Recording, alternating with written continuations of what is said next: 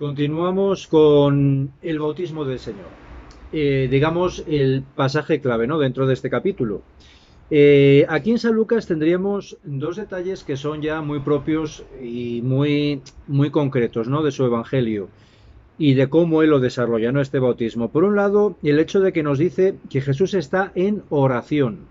Esto lo comenta en el versículo 21. Decía, se estaba bautizando todo el pueblo. Es decir, nos imaginamos una gran muchedumbre de gente bautizándose.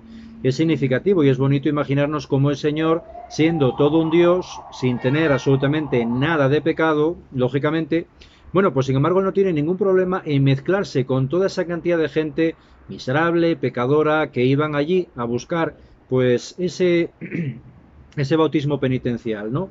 Sin hacer ninguna distinción, directamente mezclado con toda la gente. Bien, y sigue diciendo, y cuando Jesús fue bautizado, mientras estaba en oración, se abrió el cielo.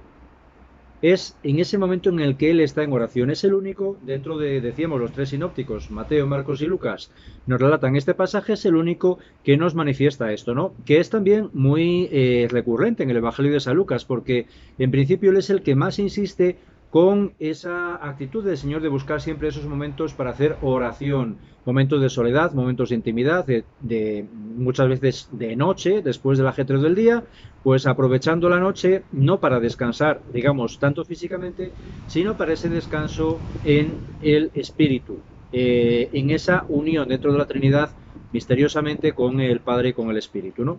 Bien, pues entonces aquí nos lo manifiesta San Lucas claramente y luego otro detalle interesante es que San Lucas lo que no nos relata dentro de los sinópticos es ese otro detalle que sí relatan Mateo y Marcos, de que el Señor, digamos que ocurre esa epifanía, esa manifestación de la divinidad inmediatamente cuando él sale del agua. En San Lucas no, en San Lucas lo que nos destaca es eso, que estaba en oración.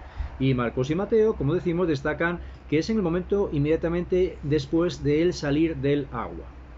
Y el otro detalle también importante es lo que dice a continuación. Decía San Lucas, se abrió el cielo y bajó el Espíritu Santo sobre él en forma corporal como una paloma.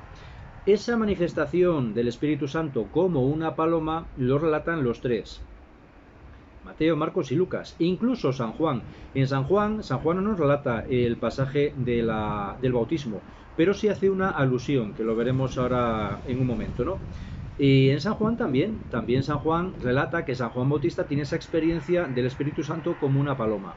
Pero lo significativo de San Lucas es que nos dice en forma corporal, es decir, no es simplemente una manifestación, digamos, una visión espiritual, una visión que uno se podría plantear, ¿no? Que es, digamos, una experiencia que tiene solamente, exclusivamente el Señor, sino que en forma corporal implica que es una manifestación más pública. Y de esa manera también nos lo relatará San Juan, como decimos, en ese pasaje. La cita, si queréis, ya os la digo, la tengo por aquí. Y si no os la digo después, cuando llegue. Bueno, luego os lo comento, porque no sé dónde la tengo aquí apuntada. Sí, aquí. En el Evangelio de San Juan, al comienzo del Evangelio, capítulo 1, versículo 32, es cuando se nos manifiesta eso, que os lo voy a leer ya y así aprovecho. Decía, y Juan prosiguió su testimonio diciendo, y esto nos lo relata el evangelista San Juan en relación a San Juan Bautista. He visto que el Espíritu bajaba del cielo como una paloma y permanecía sobre él. Es decir, aquí se nos muestra que esa epifanía fue una manifestación y por eso se tiene en cuenta como una de estas epifanías primeras del Señor, ¿no? Esas tres epifanías tan importantes que es la epifanía, la clásica de Navidad, que es la visita de los magos de Oriente. ¿Por qué? Porque manifiestan esa divinidad públicamente, con esos regalos, con esos dones. Esta epifanía del bautismo y luego también la epifanía de las bodas de Caná, esa transformación del agua en vino. Bueno, perdón, pero se me va el móvil con el viento, a ver si aguanta esto.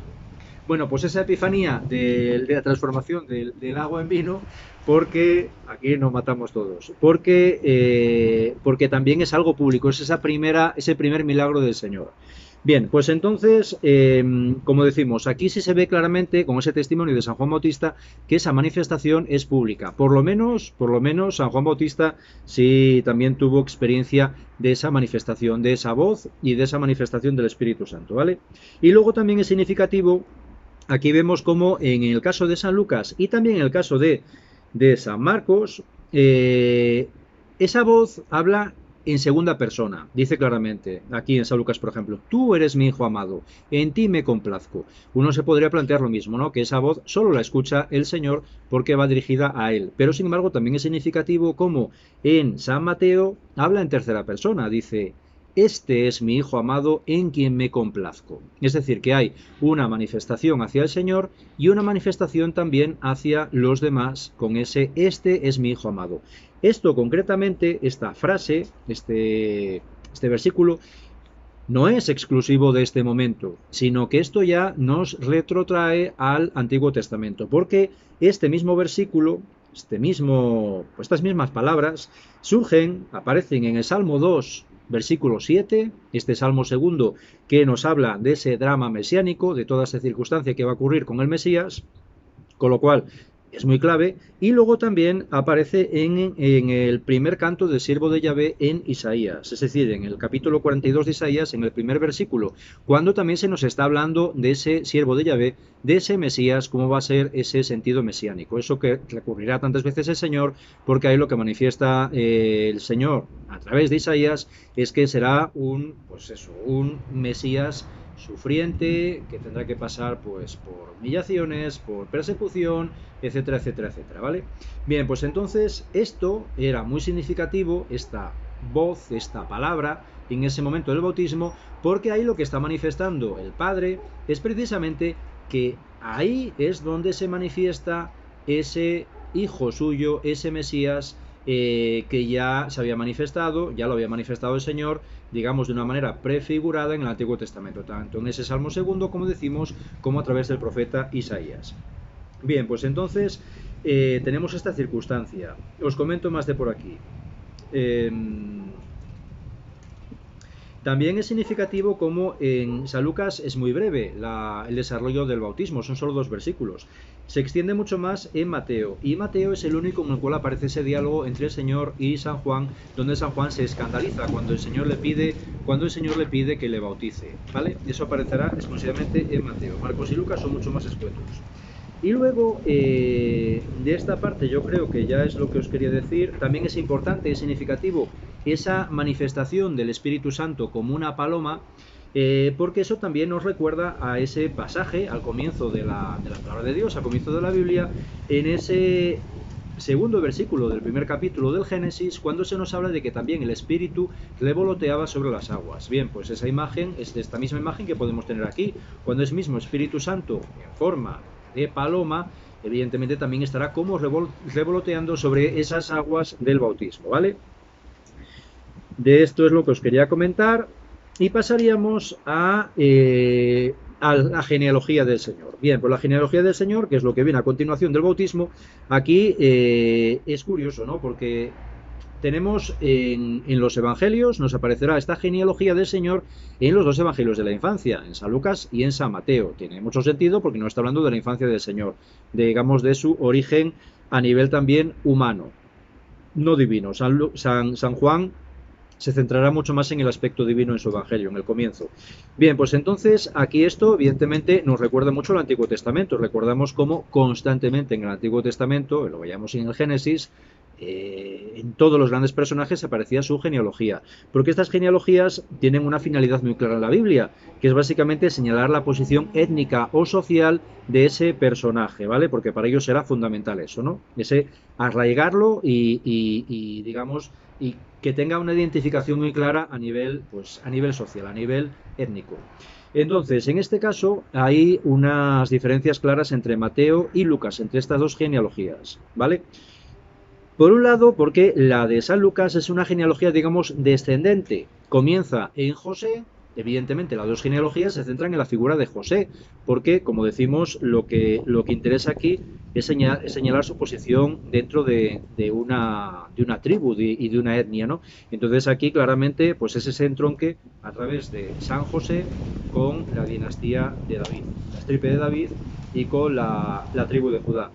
Entonces, en este caso tenemos en el de San Lucas esa genealogía descendente. Comienza en San José y va descendiendo hasta llegar a Adán.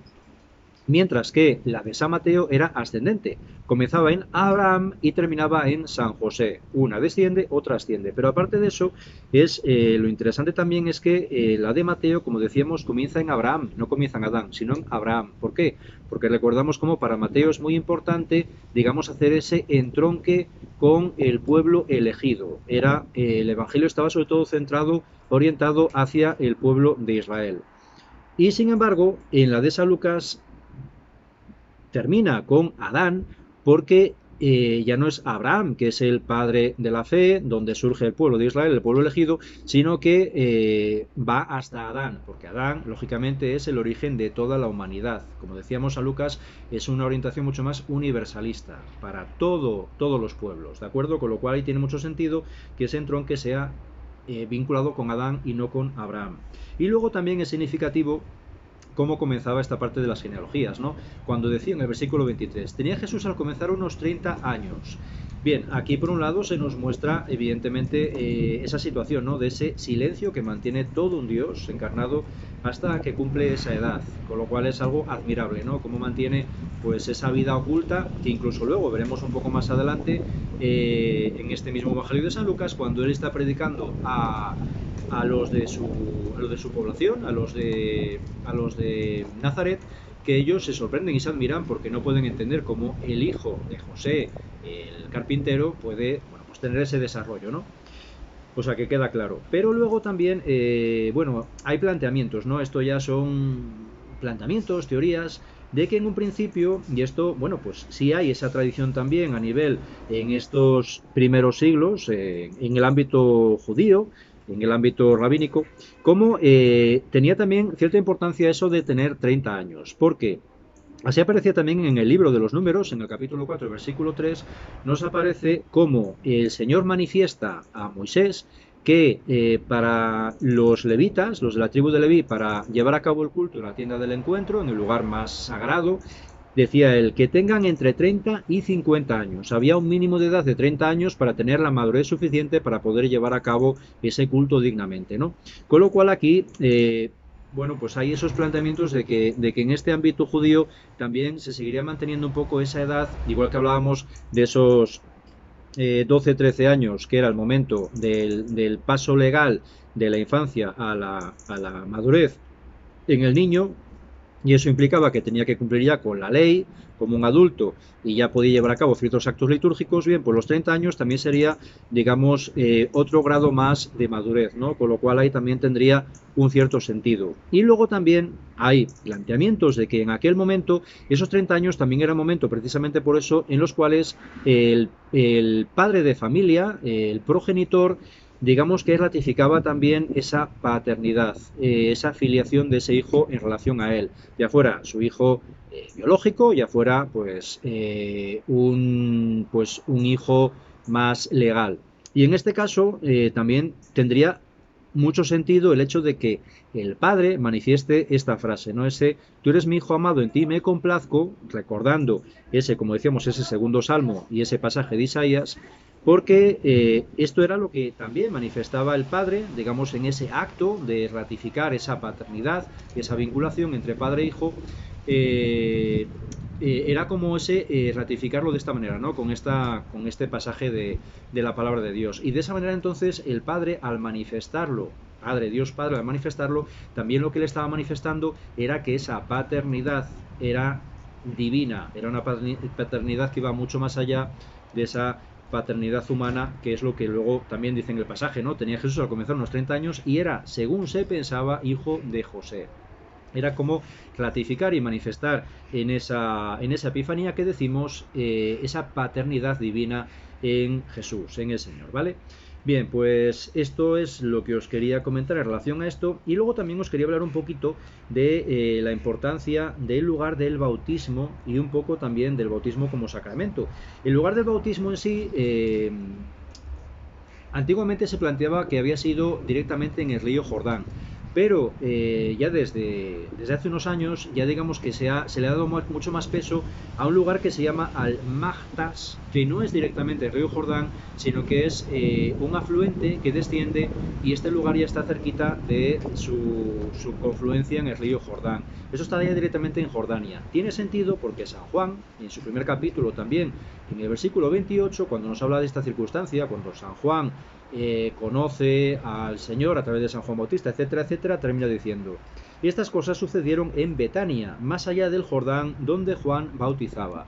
Es decir, aquí no nos habla de Betania, la Betania de los amigos del Señor, de Lázaro, de María y de Marta, sino que es otra Betania, como dice, más allá del Jordán, al otro lado del Jordán, donde Juan bautizaba. Y esto se identifica con ese lugar, con el que se llama Al-Mahtas, allí como decimos en Jordania.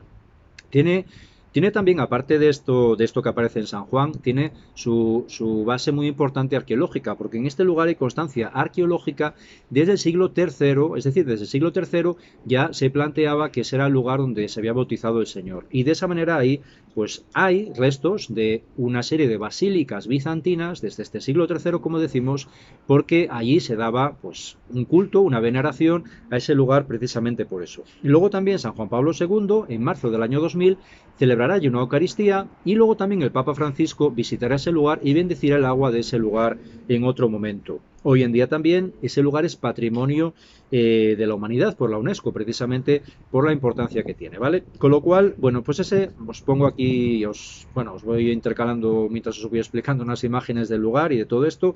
Ese sería entonces el lugar de Al-Mahtas. También os pongo un plano para que veáis más o menos la ubicación concretamente, ¿vale? Y otra cosa importante que os quería decir es en relación al bautismo. Como decimos, en el caso del Señor, el bautismo habría sido por inmersión, además porque nos dice claramente eso, ¿no? Cuando el Señor salió del agua. Nos lo decían, como decíamos, tanto San Mateo como San Marcos. Bien, hoy en día en la Iglesia Católica, digamos, hay tres posibilidades de bautismo para recibir el sacramento. Es la de inmersión, que con el tiempo se ha ido perdiendo, básicamente por cuestiones prácticas, porque y eso ya nos va a aparecer incluso en los pasajes de los Hechos, cuando hay bautismos, ya ciertos bautismos se sobreentiende que serían seguramente ya no por inmersión, porque cuando un bautismo se llevaba a cabo en una casa, pues no había lugar en las casas en aquellos tiempos, no había un lugar para ello, ¿no? Tenemos que recordar cómo todo este planteamiento del bautismo, ya en San Juan Bautista, por ejemplo, no surge así porque sí directamente con San Juan Bautista, ¿no? Sino que ya se basa en todos esos ritos de purificación con el agua que tenían los judíos. Y entonces ahí estaban los mikveh, que ya lo habíamos visto en otros años en Biblia, que eran esos lugares para llevar a cabo esos baños de purificación. Los mikveh tenían que ser lugares donde uno podía sumergirse completamente y tenía que tener agua corriente, no podía ser agua estancada precisamente para que hubiera esa purificación adecuada, para que el agua no estuviera corrompida, no estuviera sucia. De esa manera no era fácil llevar a cabo un bautismo así. En el caso de San Juan Bautista, ese lugar ya estaba habilitado, ese Al-Mahtas, porque era un torrente, ahí habrían hecho como una poza y entonces estaba habilitado para ello. Pero en otras circunstancias, cuando uno se quería bautizar, pues de repente, ya podía ser en una casa, ya podía ser cuando también, no me acuerdo el personaje, pero también San Pedro pues bautiza al carcelero, no me acuerdo cómo se llamaba, pues en la cárcel, o cuando había pues grandes bautismos de muchísimas personas que aparecen hechos de los apóstoles, en lugares donde no había ríos, pues evidentemente esto no se puede llevar a cabo así. Bien, conclusión, en la inmersión, cuando es bautismo por inmersión, se bautiza siempre en nombre del Padre, del Hijo y del Espíritu Santo. Amén. Entonces, tienen que ser 3 inmersiones completas. Habitualmente lo que se hace hoy en día en la Iglesia Católica es el bautismo por infusión, que es lo habitual, ¿no? Derramar 3 veces agua sobre la cabeza del que se va a bautizar. Y en casos de extrema necesidad también puede ser el bautismo por aspersión, es decir, rociando agua 3 veces, rociando 3 veces agua. Puede ser en circunstancias como por ejemplo cuando un bebé tiene que ser bautizado en el hospital por urgencia, pues ahí a lo mejor está en la incubadora, no da lugar a echarle pues eso, 3 veces agua encima de la cabeza, ¿no? Pues se hace pulverizando agua. O cuando hay una persona gravemente enferma que se quiere bautizar, está en la cama, pues lógicamente tampoco da lugar a verterle agua encima, ¿no? Bien, pues son casos ya de extrema necesidad. La Iglesia Ortodoxa, por ejemplo, sigue manteniendo ese bautismo por inmersión de forma tradicional. Y luego os pongo aquí también unas imágenes para que veáis cómo se ve a nivel arqueológico que ese bautismo por inmersión rápidamente se fue transformando en la Iglesia como bautismo por infusión, por esas cuestiones prácticas que decimos. De esa manera, aquí os pongo una imagen de una piedra de cristal de roca tallada en el siglo III, como decimos, comienzos del cristianismo, donde nos aparece una imagen, ¿no?, de San Juan Bautista bautizando al Señor, y aparece claramente cómo San Juan Bautista tiene la mano por encima de la cabeza del Señor. Es decir, si ya se le presentaba ese bautismo del Señor como un bautismo por infusión, eso era porque ya esos primeros cristianos ya se bautizaban por infusión. Recordamos, por ejemplo, la situación en las catacumbas. Ahí, pues, evidentemente no se podía hacer un bautismo por inmersión, tenía que ser por infusión, ¿no? Igualmente os pongo aquí también, bueno, este en concreto está en el Museo Metropolitano de Nueva York, esta piedra, ¿vale? Y luego también os pongo unas imágenes de las catacumbas donde aparece lo mismo, aparecen imágenes de bautismo del Señor, donde se ve también claramente cómo San Juan Bautista tiene la mano colocada así como por encima de la cabeza del Señor, con lo cual, pues igual, ¿no? Se ve claramente cómo estas comunidades ya tradicionalmente habían ido modificando ese bautismo de inmersión por bautismo de infusión por cuestiones prácticas, ¿vale? Bueno, pues esto es lo que os tenía que comentar. Gracias a Dios no se me ha volado más veces el móvil, así que he conseguido sacar el vídeo. Venga, que tengáis un buen día y ya el siguiente vídeo será sobre el capítulo 4.